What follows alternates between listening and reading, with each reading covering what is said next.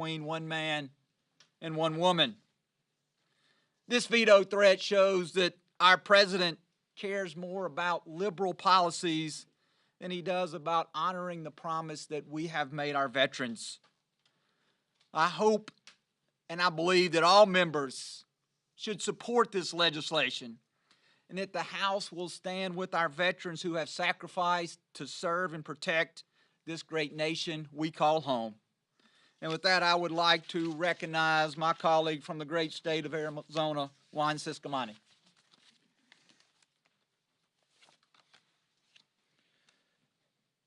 Good morning, and thanks for being here.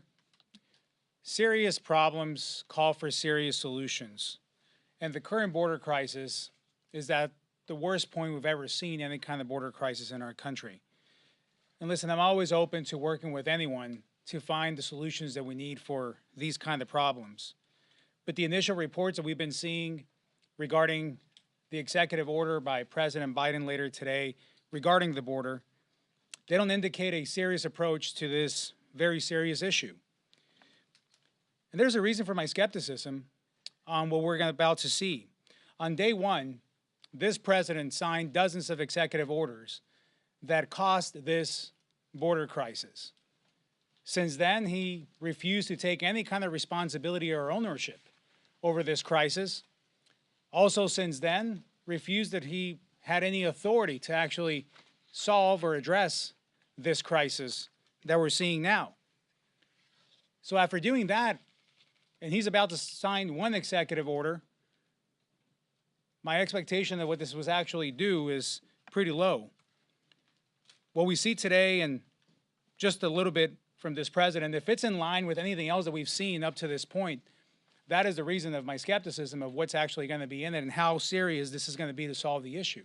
If it's in line with the way he's acted before, it's going to be too little too late, and probably not enough, and not enough seriousness to actually address this issue. What we do know about this potential executive order regarding a 2,500 person limit, that's a problem. If that's the case, that sets a number of how many people can actually enter the country legally before we allow our border agents to start doing their job. So I have an issue with 2,500, 5,000, or whatever the number is that we've seen before. If that number can be 2,500, why not make it 0 to allow people to break the laws of this country before entering and then actually allow our agents to do their job? My district, border agents, my border community, they demand serious answers for this serious problem. And it's time for us to have some meaningful solutions on this and to find and see meaningful leadership from this White House. So this is my message. Let's get serious about this issue now. We have no time to waste. We have to do it right now. Thank you. And with that, I would like to yield to my friend, Majority Whip Tom Emmer. Thank you, Juan.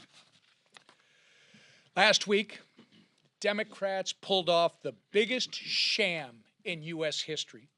It's no secret that their case against President Trump has been a witch hunt from the beginning. From a conflicted judge who has donated to anti-Trump causes to the lead prosecutor, Alvin Bragg, who campaigned on going after President Trump, to the ridiculous charges to Matthew Colangelo, a senior Biden DOJ official, leaving his position in the administration to join Bragg's team, to the prosecution's star witness, who my colleague, our conference chair, referenced, Michael Cohen, a real criminal, admitting to multiple crimes on the stand. All of the evidence in this case points to one simple fact. This was never about what President Trump did or didn't do. It's about who he is. He's the leading Republican candidate for president. And the Democrats have made it clear that they will stop at nothing, even if it means weaponizing our justice system and trampling on the rule of law to try and prevent him from getting to the White House again. The good news is the American people are not fools. They see this for the sham that it is, and they will issue the ultimate verdict this November. Until then, House Republicans will continue to do our part to give Americans the transparency and accountability they deserve on the shady cast of characters who are hell-bent on attacking President Trump. Last month, I wrote to Attorney General Merrick Garland demanding that this corrupt Department of Justice take immediate action to indict Cohen for repeatedly lying under oath to Congress and answer to our congressional committees on their documents requests to Colangelo. Chairman Jordan has called on Bragg and Colangelo to testify before our Select Committee on the Weaponization of the federal government next week. Speaker Johnson has also said we're going to look at Special Counsel Jack Smith, who we believe has been abusing his authority as well. Bottom line, the Democrats' corrupt weaponization of our justice system must be stopped, and we're going to do everything in our power to hold them accountable. And with that, I turn it over to our leader, Steve Scalise. Thank you, Whip.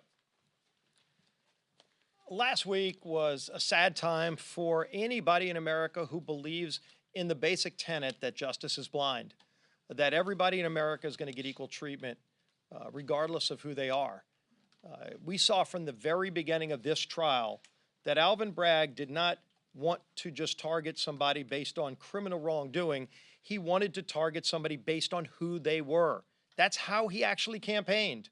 Talk about somebody beginning their campaign with a bias, saying he was going to go after people, to use the weight of government to target his political opponents. Now, we know that happens in third world countries. That cannot be the norm in the United States of America. And I think that's what disgusted so many people, Republican, Democrat, Independent, that disagreed with not only the verdict, but the fact that the case should have never been brought to trial. And so when you see this weaponization of government against political opponents, starting at the top with Joe Biden, allowing his agencies to go after political opponents, encouraging Democrat DAs, conflicted judges. We've heard all the stories, the reports. A judge that donated to the campaign of Joe Biden. Talk about a conflict of interest, whose own daughter was making millions of dollars off of the trial. And yet here we are.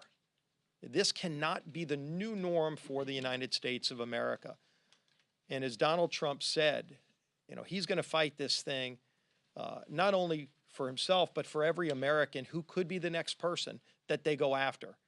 And so this Republican majority is going to continue to go and look into the weaponization of government. We have committees, obviously, aggressively pursuing that, continuing to get transparency, bringing in witnesses. But we also are bringing legislation. You're going to see in the appropriations process us look at the funding of some of these agencies. You're going to also see policies that are going to be coming forward to address the abuses of power that we've seen. And so this is going to be something that continues. I know my colleague Juan Ciscomani talked about the open southern border, and we've all been talking about the perils of Joe Biden's policies, as today he tries to throw out another fig leaf to try to distract people from the failures of his own policies. I think most people in America now know Joe Biden, with a pen, could fix the problems that he created, and he chooses not to. He doesn't want to fix the problem.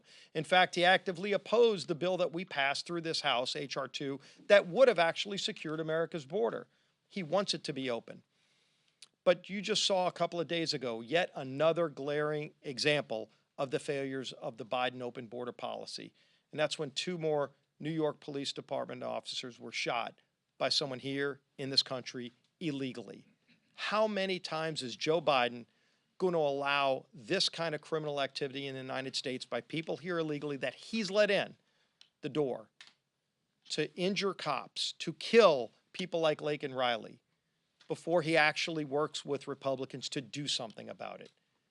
Because ultimately the voters will have a say on November 5th in all of these issues. But if you look at the bill we brought forward just a few weeks ago, imagine this. We had a bill on the House floor that said any illegal who assaults a police officer in the United States of America is immediately deported. Do you know that almost 70% of Democrats voted against that bill? And then just a few days ago, 2 NYPD cops are shot by someone here illegally. And they don't want that illegal criminal to be deported.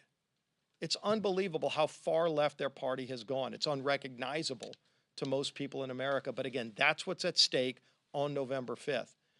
And then you turn to what we're doing this week, standing up for our military veterans, bringing bills, as we heard from, that are going to be really important to make sure that our veterans have the tools and resources they need when they come home after defending our freedoms, so that they're properly taken care of with the Milcon VA bill, and then, of course, the ICC bill, the rogue radical actions of the International Criminal Court going after Prime Minister Netanyahu with no justification.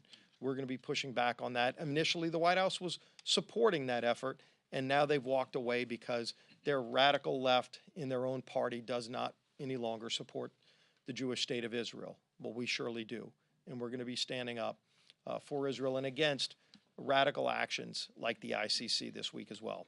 With that, the leader of our party, the Speaker of the House, Mike Johnson. Thank you, Mr. Leader. Thank you all for being here.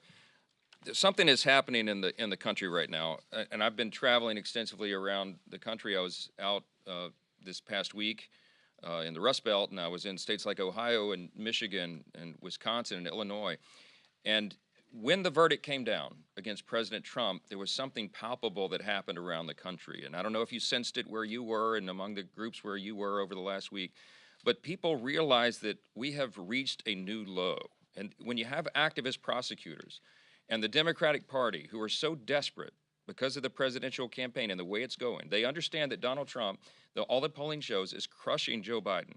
They're in panic mode on the Democratic side, and they are so desperate to stop Donald Trump. He's winning in the swing states. He's winning among the people. He's winning among new demographics that have never voted Republican before.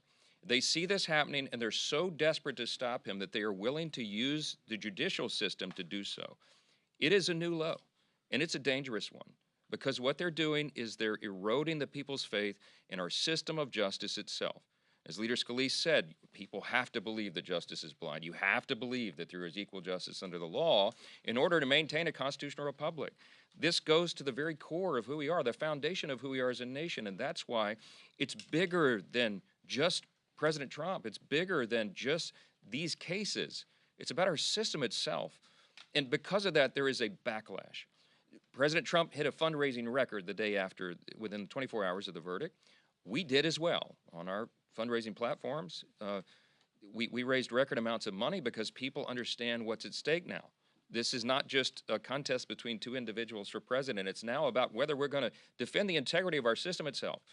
And we're going to do everything we can, everything within our scope of our responsibility in the Congress to address it appropriately. And I announced this morning to our conference we're working on a three-pronged approach. You heard Leader Scalise and others reference it today. But we're looking at various approaches to what can be done here through the appropriations process, through the legislative process, through bills that we'll be advancing through our committees and putting on the floor for passage, and also through oversight. All those things will be happening vigorously, because we have to do that, because the stakes are too high and because people are losing faith in our institutions. And that, at the end of the day, is something that should concern every single one of us, and I think it does. On other issues, I just want to tell you one important number, 126. It was 126 days ago today that Joe Biden said, quote, "I've done all I can do." He was asked about why he wouldn't use his extensive executive authority to address the border catastrophe that he himself created. And 126 days ago, he looked into the cameras and said, I'm out of options. I've done all I can do.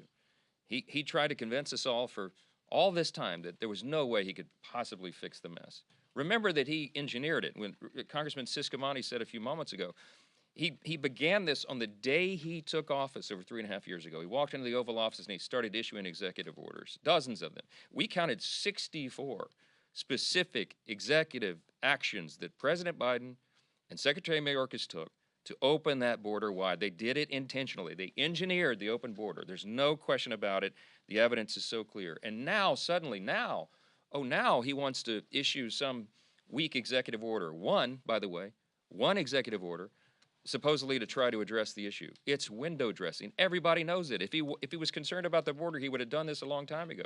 And we don't know what's in this. The devil will definitely be in the details here, I can assure you.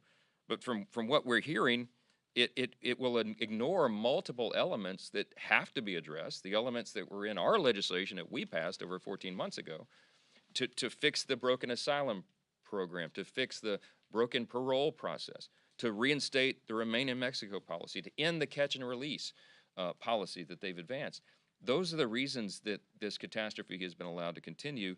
And whatever little short measure that he's going to do here is not going to solve the problem. In fact, by some estimates, it might make it worse because it will extend once again the welcome mat. Incentivize people to come and be among the first 2,500 is what we're hearing. The first 2,500 per day to come in to be ensured that you get your welcome package when you come into the country illegally. It's absolute madness. They're going to say he's using Section 212F of the Immigration and Nationality Act. You know what? I read him that provision myself on the telephone a year ago.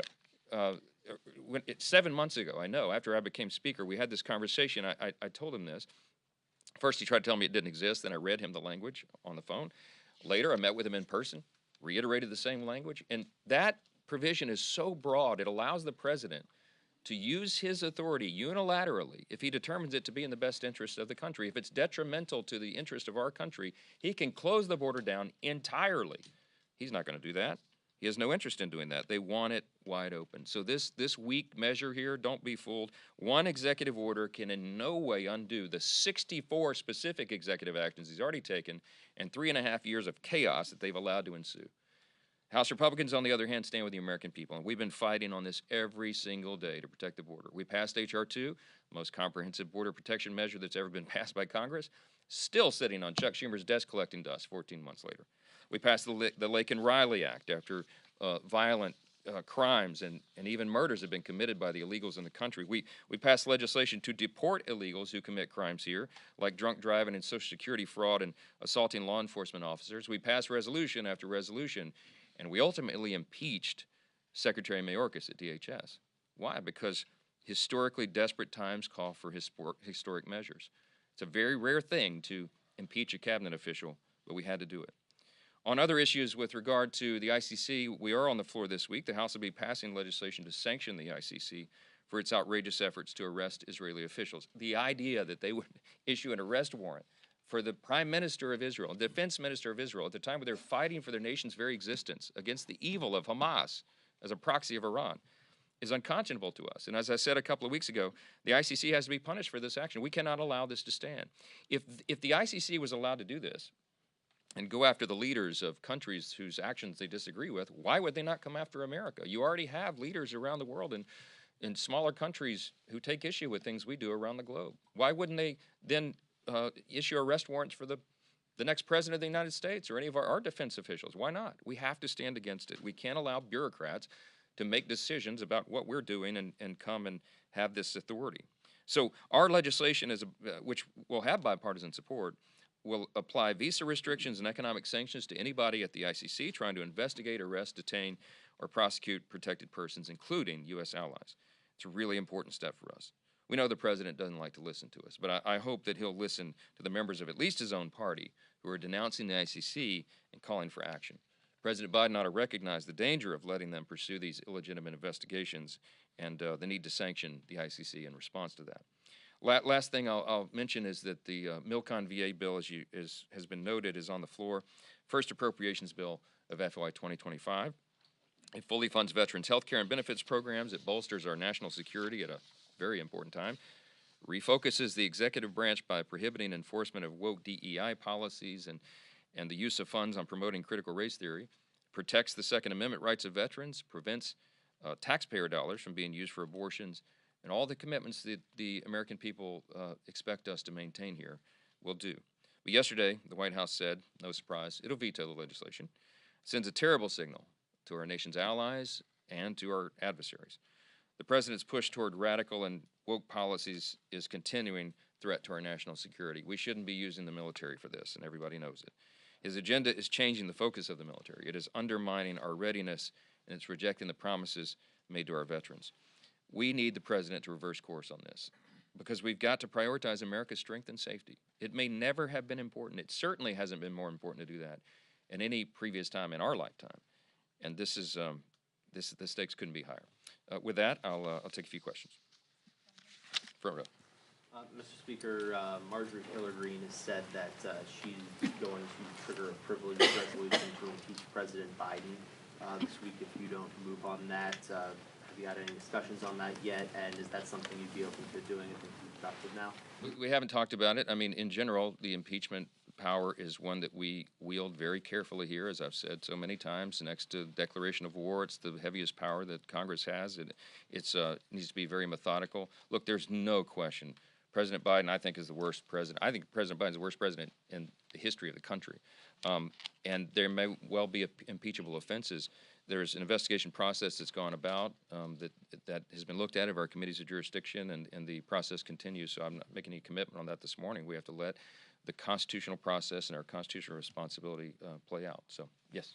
Mr. Speaker, thank you. When talking about President Biden's EO that we expect to roll out, two questions on that. One, why is no limit, which is what we have now, better than some limit? You know, why are you saying we shouldn't go for at least some limit here? And then also, is your plan to actually move some kind of legislative vehicle? We know HR 2 is what you want, but to actually get something done that can pass through Congress, is your plan essentially just to wait till the election and hope that Republicans win? No, we've been aggressively pushing to secure the border every single day of this Congress. Since the Republicans took the majority, we've been working on it every day. But with what legislation? We have pieces of HR 2 that will be advancing, but the problem is we already know it's not a lawmaking exercise. If the Senate Democrats and the White House were interested in solving the border, we could have done this a long time ago. Limits are fine, but it's not going to solve the problem. It is not going to solve the problem. January 3rd of this year, we took 64 Republicans, House Republicans, down to the border at Eagle Pass, and it was the largest congressional trip ever to the border, and we talked with the people in charge. We visited the processing centers. At the time, Eagle Pass was the epicenter. They cleaned it up and changed the routes after we showed up down there, but they were allowing so many people in, it was a countless number, and what they told us there was, they said, I've said this in this room before, the deputy chief of Border Patrol, a 33-year veteran of the agency, said, "We don't need more buckets. We need to stop the flow." He said, "It's as if I'm having to administer an open fire hydrant." Who opened the fire hydrant? Joe Biden did. They knocked the cap right off of that thing, and it's been flowing ceaselessly for 3.5 years plus. Our estimate is that there's at least 10, 12 million, maybe as many as 16 or 17 million illegals have come across the border in that time. Where do we get that number? The DHS numbers, the official numbers, are over 10 million now, and they count over 3 million, I think, known gotaways, but we don't know how many people came in totally undetected, because we know there are wide sections of the border that are not adequately protected. At Eagle Pass, they told us 60 to 70% of the people who came through there were single adult males between the ages of 18 and 45 of military capability. These are not huddled masses of families seeking refuge and asylum. These are people coming in probably to do us harm. It doesn't take a big stretch of the imagination to do it. Look, Joe Biden knows all this. He knows it. If he would just reinstate Remain in Mexico, that would reduce the flow by 70%. He will not even consider it. He will not even consider it. Mexico just got a new president elected. Now would be a great time to reestablish some boundaries here to do this. Joe Biden won't even consider it. Why? Because they actually want the border open, and that's why we're so frustrated about it. Yes, sir. Speaker Johnson, I haven't seen anything about any Republicans planning on boycotting Netanyahu's address when it happens. Do you think that Senator Schumer, Congressman Jeffries are going to encourage Democrats to attend, and what do you make of the number of Democrats who are potentially going to boycott it when it happens? I was on a Sunday show, Fox News Sunday this weekend, and they played a tape of Bernie Sanders, Senator Bernie Sanders, who said terrible things about Prime Minister Netanyahu and said that he would boycott the address. So be it. I made the point. Bernie Sanders has taken the side. He was parroting the talking points of Hamas and the Ayatollah in Iran. This is a time to choose a side. If Bernie Sanders wants to side with the terrorists, that's so be it. And if other Democrats want to do that, it's on them. But I'm telling you, I pray and hope and expect that most of the members of the House of both parties and the Senate will join us for this historic address.